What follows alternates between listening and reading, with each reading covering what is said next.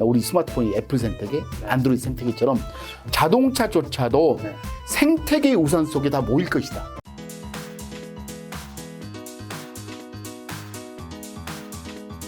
자, 이익과 비즈니스 모델 굉장히 중요하다고 말씀해 주셨는데, 그러면 이제 기업들 실적들을 보면서 최근에 좀 눈여겨보고 있는 뭐 기업이라든가 그런 게 좀 있으실까요? 그러니까 당연히 요즘 시장에서 가장 핫한 거는 메타버스, 뭐 NFT에 관련된 건데, 저희가 기업 이익에서도 이 부분을 좀 잘 발라내서 보려고 많이 노력을 하고 있거든요. 그러니까 우리나라 기업들이 메타버스나 NFT 관련된 시장에서 준비를 하겠다는 얘기는 굉장히 많이 합니다. 그러니까 이번 컨퍼런스 콜도 지나면서 보면 사실은 이런 기업들이 아직은 준비가 안 되어 있음에도 불구하고 컨콜에서 이런 얘기를 먼저 해서 기업 이익은 실제로는 떨어지는데 PER을 높이려는 노력을 많이 하는 경향들을 좀 보게 되거든요. 그래서 저희가 기업 이익에서 이걸 잘 발라낸다는 의미는 아까 오징어 게임에서 좀 연장선상인데요. 이들이 과연 그러면 정말 자기들의 IP를 보유한 상태에서 이걸 판매하는 것이냐, 아니면 IP는 완전히 잃어버리고 누군가의 IP를 만들어주기 위한 조력자로서 들어온 것이냐, 이런 그 주도권의 측면에서 좀 많이 해석을 하고 있어가지고 아직은 실적 차원에서는 좀 모자라다는 생각을 좀 많이 하게 되는 실적들이 좀 많이 나오는 걸 보게 됐고요.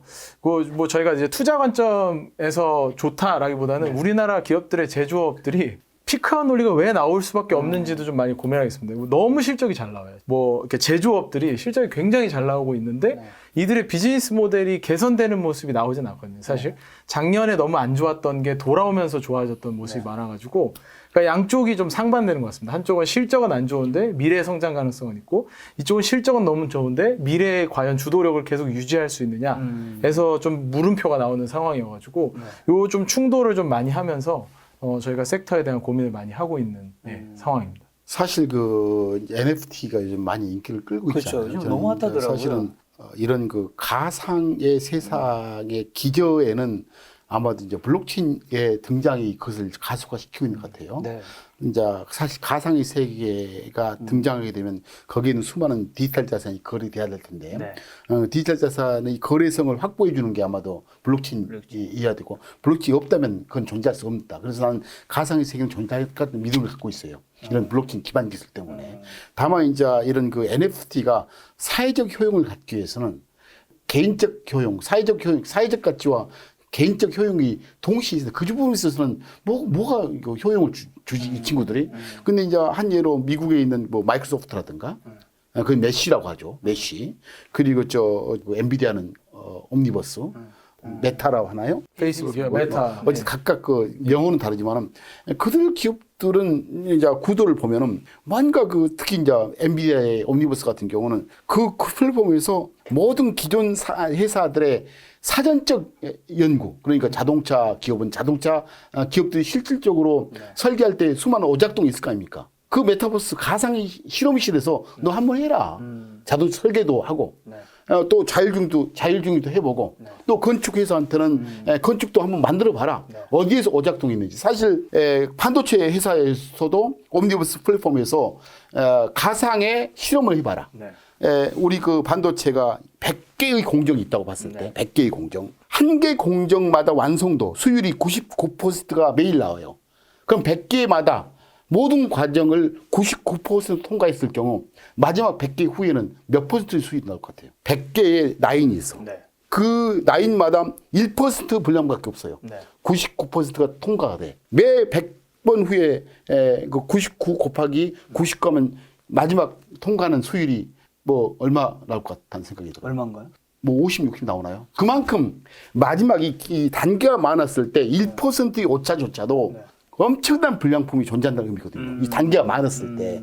아마도 그런 것을 옴니버스라든가 메쉬라든가 그 친구들은, 메쉬는 특히 이제 업무 효율 쪽에 많이 포커스를 맞춘 거, 마이크로소프트는.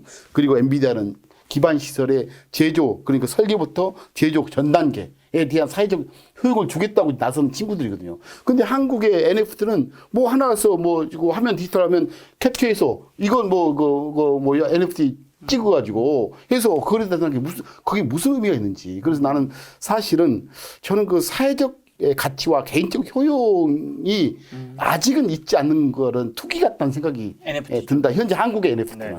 다만 그 세상을 가기 위한 기초 인프라인 블록체인 기반은 굉장히 주목할 만한 기술 기반에서 버추얼 월드, 하이브리드 월드죠. 하이브리드 월드. 그 세계는 우리는 주목해야 된다라고 믿고 있죠. 자, 그럼 2022년에 지금 메타버스는 좀 좋다고 얘기해 주셨는데 2022년 전체적으로 봤을 때 유망 섹터는 좀 어디 쪽 보고 계신가요?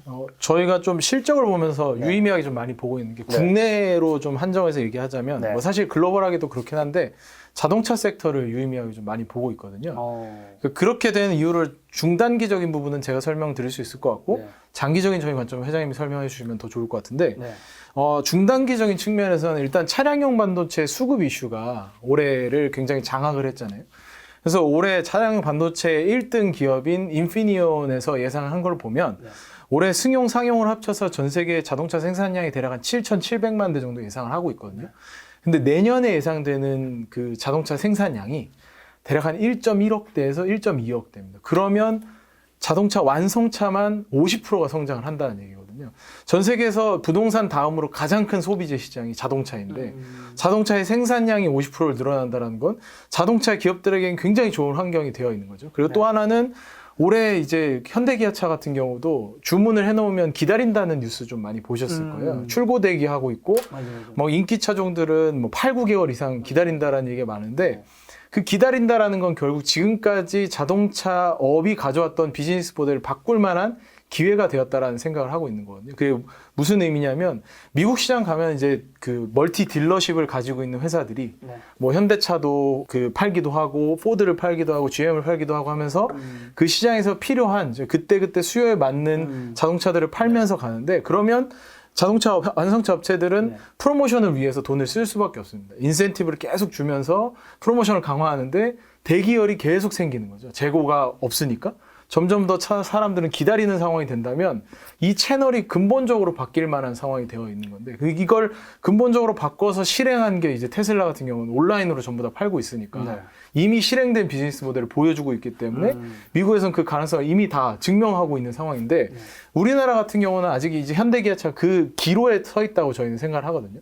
내년에 기업 이익이 증가하는 건 너무나 분명한 상황입니다. 근데 우리가 그럼 여기서 지금 현대기아차가 시장보다 낮게 받고 있는 PER이 리레이팅 될 수 있느냐는 비즈니스 모델을 저희가 면밀히 볼 수밖에 없는 거죠. 이 기업이 좀 더 고객에게 다가가고 네. 전동화로 좀 더 빠르게 넘어가서 거기서 마켓 시어를 좀 더 가져올 수 있느냐.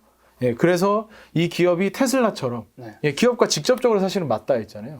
네. 기업과 직접적으로 맞닿아서 OTA를 통해서 업데이트해주고 소프트웨어 플랫폼으로도 강력한 힘을 발휘할 수 있느냐 없느냐가 굉장히 중요한 관점이라고 저희는 생각을 하고 있어서 이 순이익 관점에서는 내년에 의심의 여지는 없는데 PER 관점에서 계속 의심하면서 내년에는 좀 자동차 섹터가 진짜 지금까지 100년 동안 흘러왔던 이 비즈니스 모델을 바꿔내는지 아니면 지금 뭐 상장돼서 굉장히 핫한 뭐 리비안이라든지 루시드라든지 이런 기업들한테 패권을 뺏길 것인지 굉장히 중요한 한 해가 될 거라고 저희는 보고 있고요.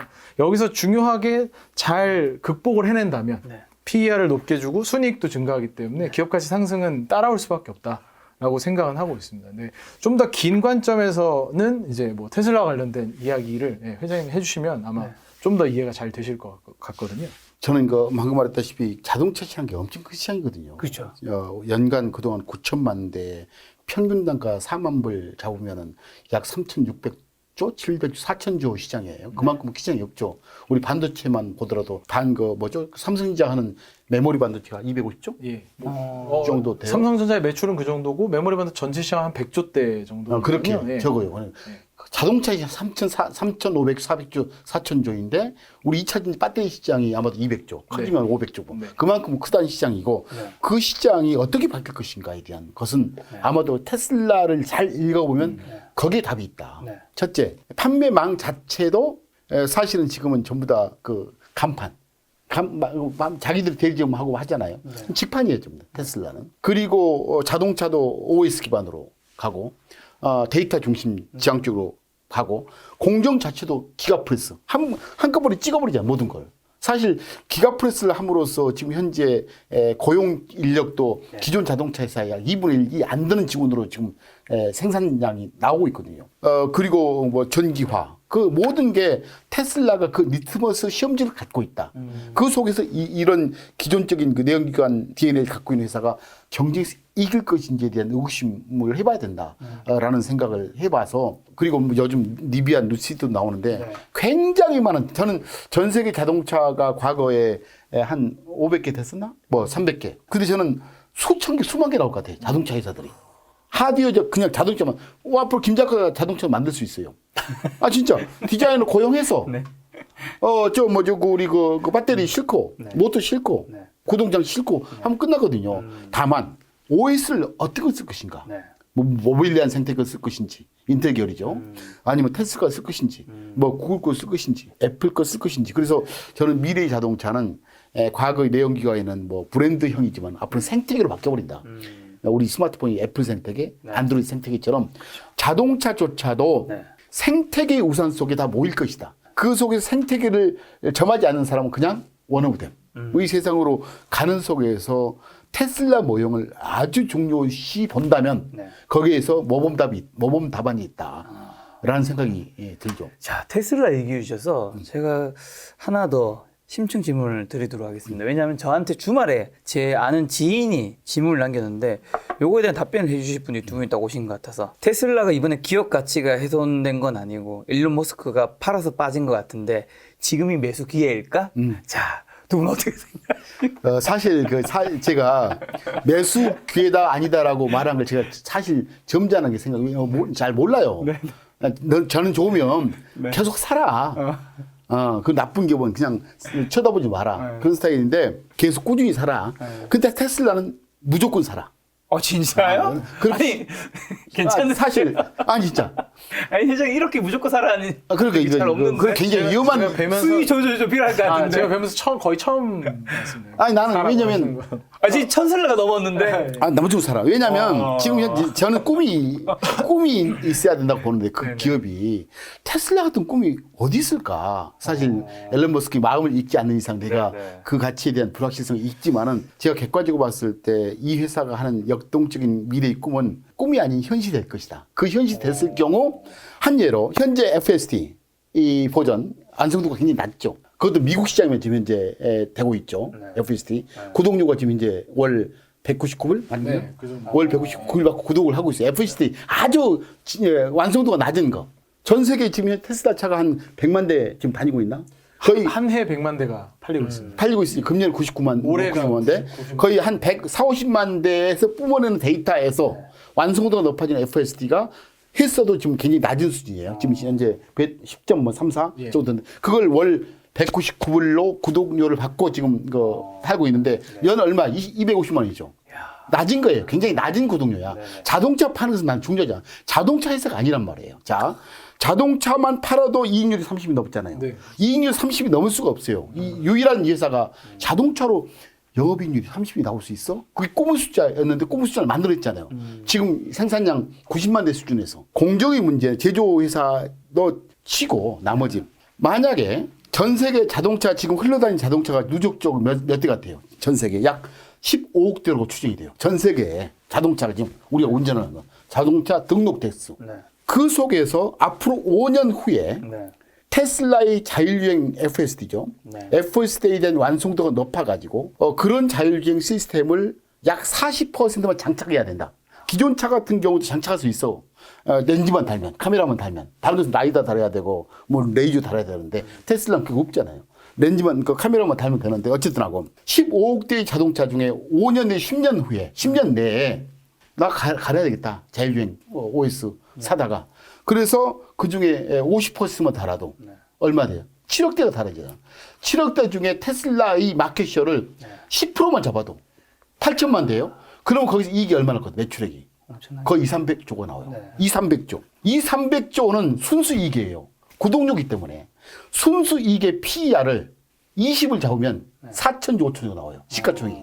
그것만 하더라도. 지금 몇 천조죠? 지금 1200조. 근데 거기에 자동차 충전 인프라를 차지 포인트, 예, 차지 포인트. 등등 있거든요. 네. 충전만 전문회사. 근데 그들 회사보다 사실 서너 배 이상 충전소를 갖고 있거든요. 테슬라가. 근데 거기에 벌써 충전소에서 구독료를 받고 있잖아요. 네네. 그래서 저는 테슬라를 제가 이게 참 좋아하는 이유가 꿈이 아니다. 현실이다. 현실이 됐을 경우 이들한테 줄 시가총액은 일경을 도달할 충분한 잠재력이 있는 회사다. 그래서 아니 근데 회장님 김작가 TV에 이제 한 4번째 출연이신 것 같은데 그전에 테슬라 얘기 나온 적은 있었거든요. 근데 이렇게까지 얘기한 적은 없었는데 그 사이에 뭐 신경이 변화가 있었어요? 아니 여전히 제가 미래의 세상 네네. 그때도 좋아했지만은 네. 여전히 현재 이 모양이 더 견고해지고 있다는 거지. 여전히. 그리고 다른 회사들이 지금 현재 시장을 또 전기차 시장을 만들어주고 있잖아요. 네네. 뭐 니비안, 루시드, 샤오펑 등등 수많은 기업들이 만들어주는데 내가 스타벅스를 좋아하는 이유도 커피 시장을 만들어줘 경쟁자들이.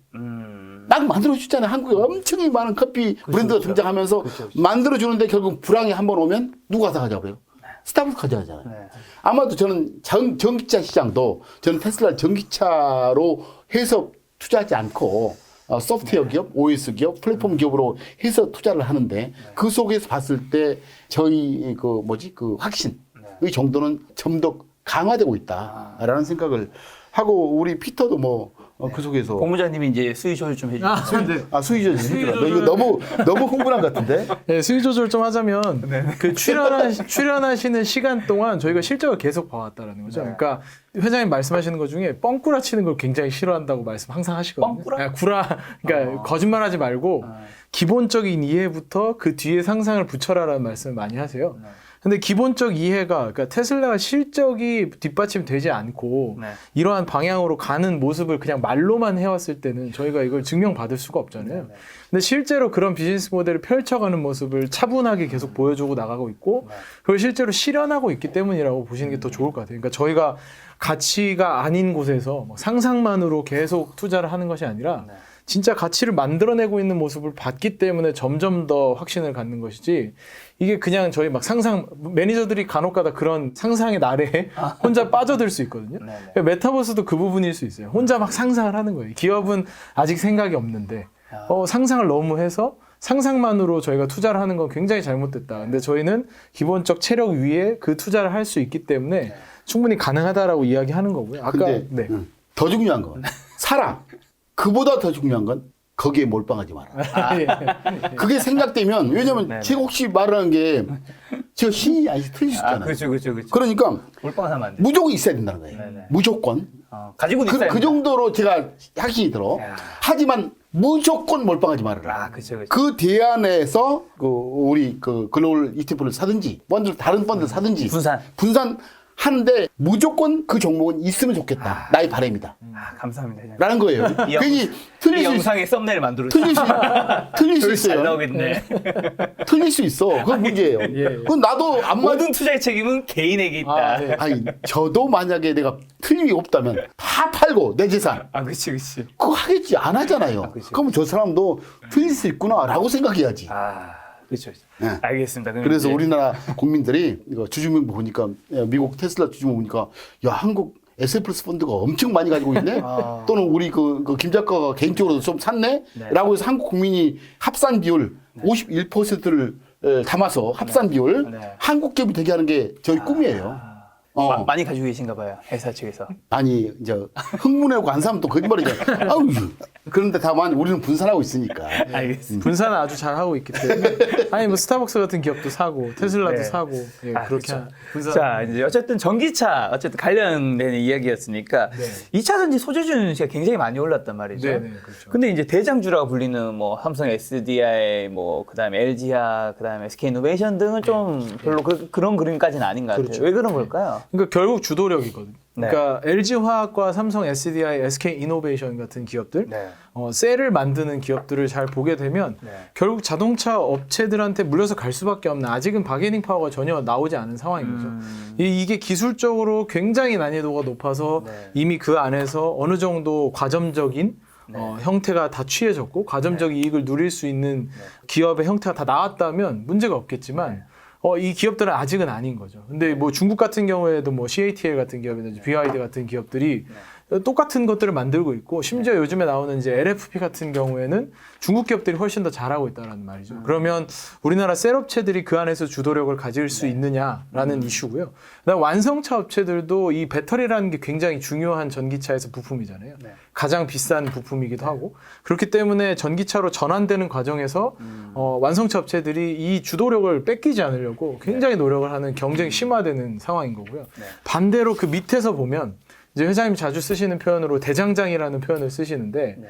전쟁이 치열한데 대장장이는 너무 웃으면서 무기를 대주는 거죠. 소재 업체들은 그러고 있는 거예요. 지금 뒤에서 앞에서 싸움 치열하면 난 더 좋다. LG 화학도 가져가고 테슬라도 가져가고 너희 다 나의 소재를 가져가서 잘 만들어서 잘 싸워라. 나는 뒤에서 서포트를 하겠다라는 관점이면 비즈니스 모델 측면으로도 뒤가 훨씬 더 편안하겠죠. 그리고 이런 느낌의 분위기는 앞으로도 좀 계속 지속될 것 같으신가요? 근데 업계의 표준이 아직 안 나와 있다는 점이 이 소재 업체를 볼 때도 저희가 좀 조심하고 있는 부분입니다. 그러니까 뭐 NCM 일변도로 갈 것처럼 이제 하이니켈 쪽으로 갈 것처럼 시장이 막 가다가 LFP가 더 저렴하다고 하니까 LFP로 급격하게 턴을 하는 모습도 나타나고 있기 때문에 기술의 표준이 나올 때까지는 쉽지는 않겠지만 여전히 그래도 그 안에서 배터리 소재가 완성 쪽보다는 더 나은 밸류를 받을 수밖에 없다라고 저희는 생각을 하고 있습니다. 제가 오래전부터 그 배터리를 별로 안 좋아했어요. 2차 전지 배터리를 안 좋아하는 이유가 서너 가지 이유가 있던 첫째가 기술 표준이 아직 안 정해졌다.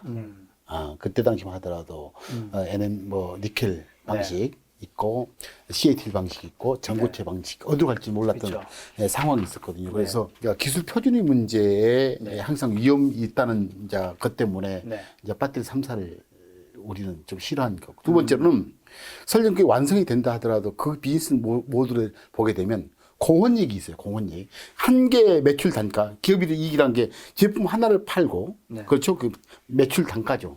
제품 단가에 그 원재료비를 뺀 이게 이익이잖아요. 이걸 우리는 공헌이익이라고 그래요. 근데 이제 제조 기반형, 특히 원재료 기반형 산업은 공헌이익을 먹고 살아요. 그래 한 개 팔 때마다 거기에 들어간 원재료를 뺀 마진. 근데 이거 배터리 회사는 원재료비가 굉장히 많이 들잖아요. 뭐 연극제, 양극재, 전해액, 분리막. 근데 이거 봐서는 이 판매 단가는 완성자 업체한테 계속 다운 사이즈 압력을 받을 텐데 원가는 자기들이 통제력이 없잖아요. 너 좀 싸게 줘 할 수 없잖아요. 그래서 이 공헌이익을 늘릴 수가 없다. 이익이. 그러면 이익을 늘리기 위해서는 김 작가 입장에서 어떻게 해야 돼? 단위당 엄청나게 많이 만들어야 돼요.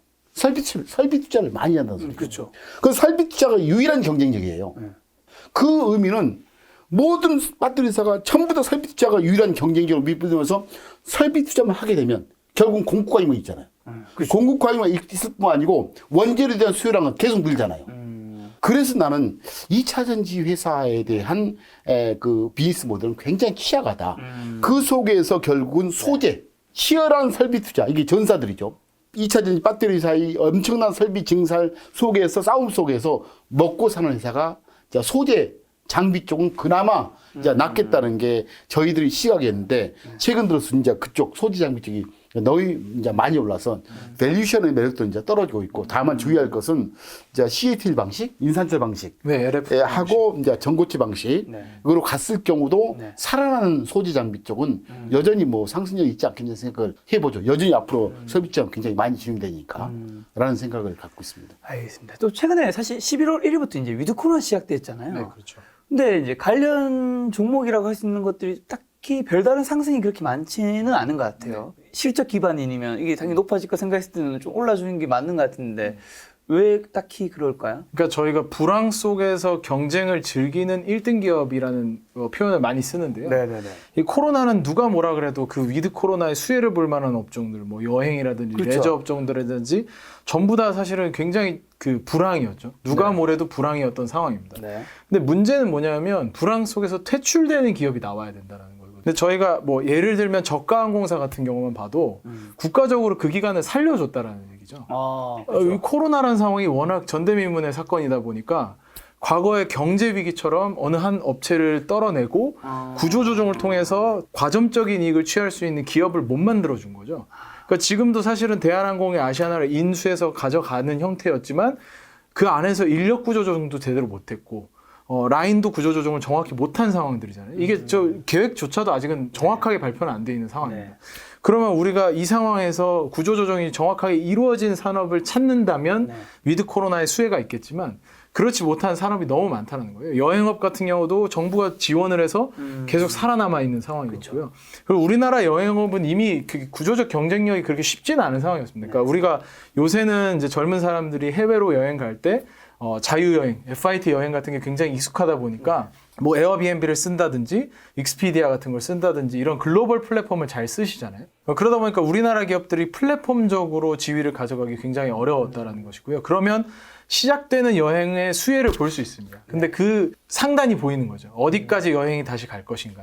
2019년 수준까지 여행은 가겠지만 그 이상을 갈 수 있고 그 기업이 그 이상의 이익을 낼 수 있는가라고 했을 때는 여전히 물음표인 상황인 거고요. 그 외에도 우리나라 관광지로 찾아와서 하던 형태들 있잖아요. 예를 들면 면세점도 있을 수 있고 카지노 같은 기업들도 있을 수 있는데 그런 기업들의 과거만큼 여행객이 찾아올까라는 관점도 쉽지는 않은 거죠. 면세점도 지금 사실은 다 살아남아 있는 상황이잖아요. 뭐 퇴출이 한두 개 기업 정도는 됐지만 오히려 중국과의 경쟁은 더 심해진 상황이기 때문에 이 위드 코로나라고 해서 이런 종목을 무턱대고 저희가 접근하기에는 불황을 즐길 만한 상황까지는 되지 못했다. 다 같이 좀 힘들었고 정책적으로 다 같이 받쳐주는 상황이 돼버렸다라고 저희는 좀 생각을 하고 있습니다. 사실 우리 피터가 방금 이제 특히 이제 가장 중요한 게 이제 여행업이죠, 사실은. 그죠. 저는 이제 본질적으로 사람이 그 돈을 버는 것은 우리의 삶의 기본적인 모습이잖아요. 그래서 저는 돈을 벌게 되면 대관절 왜 벌까? 즐겁고 건강하게 살기 위한 것이다. 즐거움 속에는 여행, 그걸 저는 경험의 소비를 얘기해요. 네네. 돈을 벌면 첫째는 소유 소비를 해요. 네. 물건 사고 막 자랑하고. 근데 소유 소비 다음을 지나면 경험의 소비를 좋아해요. 그렇죠. 경험의 소비. 너 어디 갔다 왔어? 그렇잖아요. 그래서 나는 소비 끝단은 경험의 소비가 있고 그 위치를 차지한 게 나는 여행이다. 라고 보는 거죠. 그런 점에서 이제 당연히 코로나 때문에 억제됐던 경험의 소비, 특히 여행 같은 경우는 이제 분출될 것이다. 그런 과정에 수요는 여전히 잠복된 수요가 저축된 소비가 튕겨올 것이고 네. 더군다나 지금 중국이 그걸 주동하고 있잖아요. 중국 소비, 중국의 여행객이 세계를 아마도 2013년 이후 10년, 8, 9년의 여행객은 중국 애들이 다 만들었을 거예요. 거의 못 나가요, 여전히. 네네. 그래서 지금 한국적 상황에 서서히 위드 코로나의 명칭은 돼도 경제학적 용어에서 투자자의 관점에서의 위드 코로나에 대한 그 밸류는 중국인들의 해외여행으로부터 유출될 것이다. 라는 생각을 해서 수요는 살아있다. 갈 것이다. 경쟁조차도 이번에 몇 개 기업이 구조 조정이 됐으면 폭발적으로 늘 텐데 그 부분은 조금만 미진했다. 라는 분명해요. 그래서 제가 가장 좋아하는 이제 그 사이클릭 경기 변동성 저는 A형 기업을 좋아하죠. 꾸준히 가치가 올라가는 기업. 이게 이제 미국의 플랫폼 기업. 이제 꾸준히 올라가는 지향이 있고 B형 기업은 사이클을 타는 것. C형 가치가 이렇게 주구는 이건 사지 말라는 거고 B형 기업은 소문 났을 때 팔고 아주 싫어할 때 사고 이게 B형 기업이에요. 꼭 한국 투자자들은 소문 났을 때 사가지고 고생하는데 B형 기업은 이 사이클 장사거든요. A형 기업은 꾸준히 사는 거고. 그런데 어쨌든 하고 B형 기업 중에 하나가 여행 산업이에요. 근데 어쨌든 B형 산업은 가장 좋은 투자 타이밍이 수요가 저축돼 있고 경쟁 그 사이에서 경쟁자들이 탈락돼 버린 것. 이 구조가 최고의 피크죠. 근데 여행 산업은 수요는 아주 좋은 점 같아. 오히려 저는 중국 애들이 막 여행을 다니면서 주가 많이 떴을 때는 오히려 팔 때다. 오히려 지금 중국 애들이 해외 안 갈 때 지금 주가가 안 뜨잖아요. 한국 애들 아직 못 나가 여전히. 그래서 이럴 때 오히려 살 찬스이고 다만 이 상승폭은 옛날 고점을 뚫을 것인가의 문제는 아무도 경쟁 구도의 와해가 없었기 때문에 상승 탄력은 예전보다 못할 것이다. 그래서 포트폴리오 중에 많이 오른 것보다는 오히려 많이 오른 것보다는 안 오른 여행주 포트폴리오 하나에 구성해라. 저는 괜찮은 생각이라고 봐요. 여기서 더 나빠질 이유가 없잖아요. 그렇죠. 더 나빠질 전혀 없다는 거죠, 저는. 그래서 다만 이제 중국 애들이 세상에 이제 안 뛰어나오고 또 우리나라도 위드 코로나 기록 했지만은 여전히 뭐 외국에 지금 못 나가고 있고 서서히 여행상 팔게 되면 지금 현재 홈쇼핑이라든가 팔면 거의 매진이잖아요. 그런 점에서 저는 완전한 구조조정 없었지만 잠복된 수요 현상에 의한 가치 상승은 있을 것이다.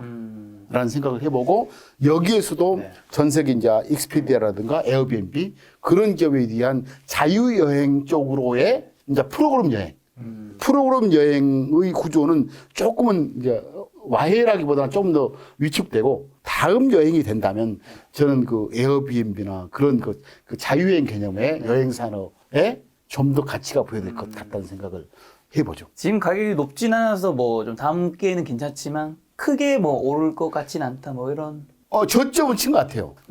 아래로 내릴 그 리스크보다는 오를 리턴이 크다. 네. 다만 이런 리턴이 과거의 영화까지는 갈 것인가에 대해서는 의심을 할 논리도 있다. 경쟁 구도의 와해가 없었기 때문에. 네, 알겠습니다.